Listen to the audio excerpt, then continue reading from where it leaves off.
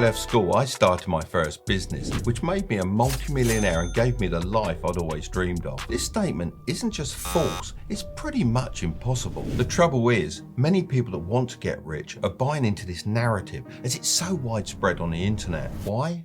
Because it sounds so much easier than the reality. If you want to get rich but don't want to put in the hard work, then I'd recommend buying a lottery ticket and crossing your fingers, as it'll probably be more effective. Don't get me wrong, I did make my millions from starting successful businesses. However, I didn't just jump straight into a business idea after watching a top 10 side hustle video. So when I say you have little to no chance of starting a successful business straight out of school, I'm not trying to crush your dreams. Quite the opposite. I want you to save your valuable time and start building the skill sets you need to succeed. So if you want to become rich, then listen up, because if I was in your position, I'd follow these 6 steps. Step 1, find your natural talents. I hate the saying, follow your passion. What if your passion doesn't have the ability to make you money, or even worse, you just don't have one? It feels like one of those overused self-help sayings that doesn't actually have any real substance around it. Maybe people are drawn to advice like this, as the general population seem obsessed with the idea of living a good, balanced and happy life. This of course is an admirable goal.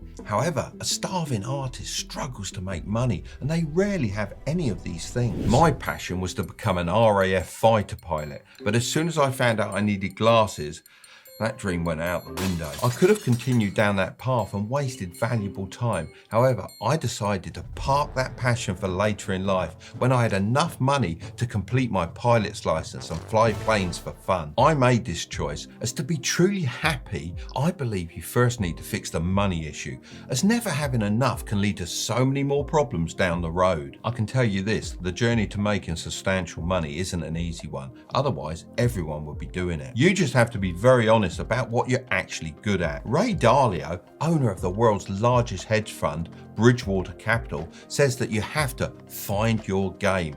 And I couldn't agree more. I remember trying my hand at a lot of different things, such as door-to-door fish sales, being a shop assistant, flipping cars, and teaching people how to fly radio control helicopters. From this, I identified I had natural talent for dealing with people due to my strong social skills. From then on, I really leaned into anything that relied on me speaking face-to-face with customers, as I knew I could make sales that others could only dream of. Have a think about the things that you're good at, and if there's a few common skills that connect them all, those are your money makers. At this stage, you should only be focusing on these skills, because it's much easier to get ahead improving on those, rather than starting from scratch with something completely new. You can use these natural skills to fix your money issues, and then from there, start improving in other areas. Step 2, dedicate everything to a job. I know it's become very trendy to want to escape the matrix. It's even got to the point where people are quietly quitting their jobs. This means they are doing the bare minimum,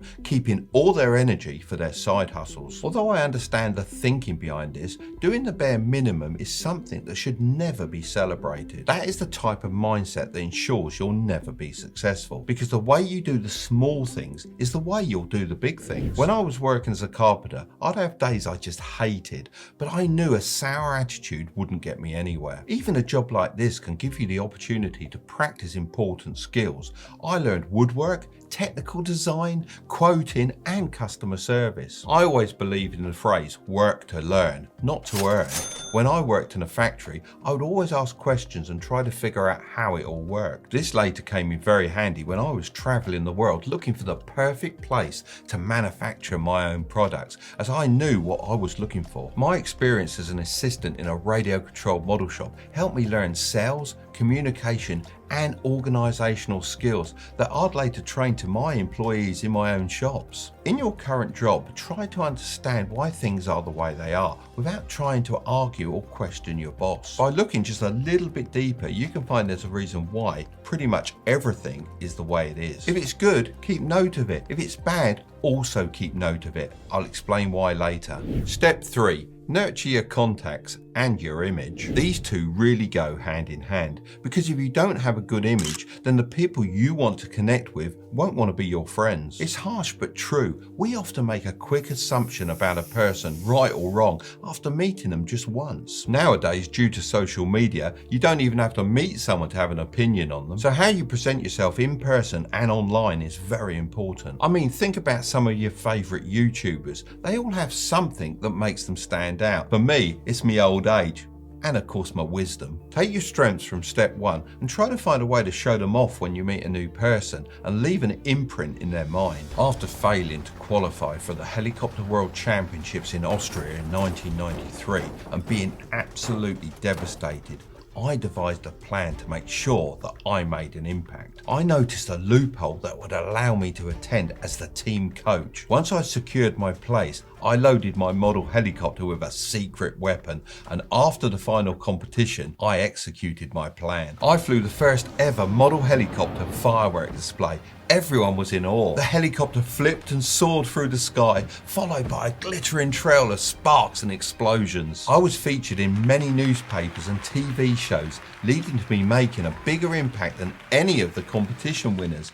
I was even asked to sign multiple autographs. That was before selfies were even a thing. 2 years later, I qualified for the World Championships in Japan, and everyone already knew my name from that breathtaking night. So you've got to be straight with yourself. The world out there is too hard for you to be soft. I think a better way of being great is to go out there and practice the things that will make you great. Rather than telling yourself over and over in the mirror, I'm great, I'd say having proof is much better. You don't have to be great at everything, but the reason most men are so invisible nowadays is that they're too afraid to take risks for fear of standing out. And in this era of distraction, social media and quiet quitting, it's easier than ever to stand out by excelling. But it's also important not to be too self-absorbed. Most people are more interested in themselves than other people. Becoming genuinely interested in others can take you a long way in business and friendships, even though it may seem like a waste of time. Step 4. Identify improvements and write them down. Remember how I said to write down the stuff that was good and not so good about whatever business you're working in? Well, here's the thing. A lot of people who go into business do so because the last boss they worked for was a complete idiot. At least that's kind of what happened to me. Businesses are all about solving problems, but the funny thing is, businesses have tons of their own problems. Whenever an issue comes up and your boss has to hire some outside help, keep a note of what the problem was and how it was solved. I saw all the problems in the radio controlled model shop I was working in, such as not meeting customer demand with certain products, a poor location, and inexperienced staff. I later used this information to start a chain of model shops that absolutely dominated the market. This is the same idea behind hiring a mentor or paying for consultants. However, this way you are actually getting paid while gaining the knowledge. Step 5. Test your fixes with a side hustle. Starting a business is scary. It often means taking risks and putting in lots of time and money up front without any guaranteed returns. That's why it's so important to start with a side hustle. Before starting my own range of radio controlled models, I made sure to stock everything in my shops to get a real handle on what actually sold and why. One of my friends actually went one step further. He wanted to start an e-commerce store but couldn't afford to take any risks as he had very limited money. His biggest fear was being left with inventory that he just couldn't sell. Then he had a brilliant idea.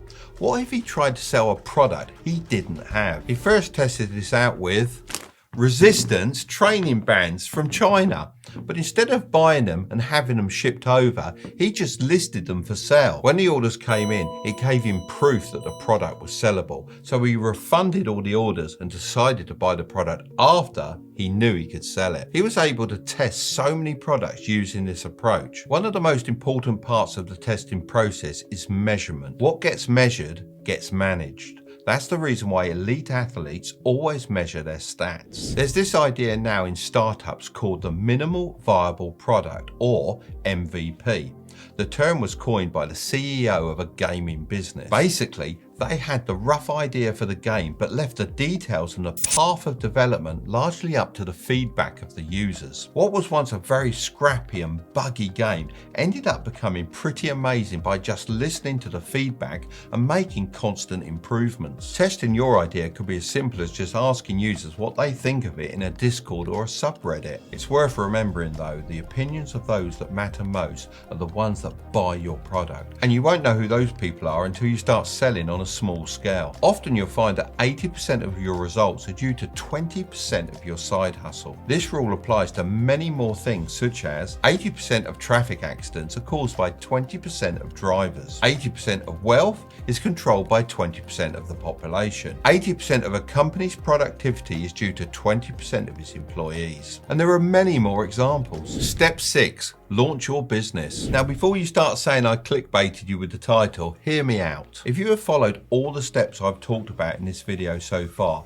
then your chances of succeeding as an entrepreneur are dramatically improved. I see way too many people starting a business with absolutely zero skills that set them apart, which means they're just going to fail and become disheartened. It's undeniable that the biggest billionaires out there didn't get that way by just having a side hustle. They did it by delivering value to a huge number of people through a business. So when you're analysing the results of your side hustle, try to see if you can identify the best parts of what you're doing, the top 20%. Then ask yourself, how can you do more of it on a larger scale and reach more people? If you'd like to be inspired with some side hustle ideas, then you can watch this next video here, but don't click on it just yet. Make sure to subscribe if you want to grow your wealth. Okay, I'll see you over there.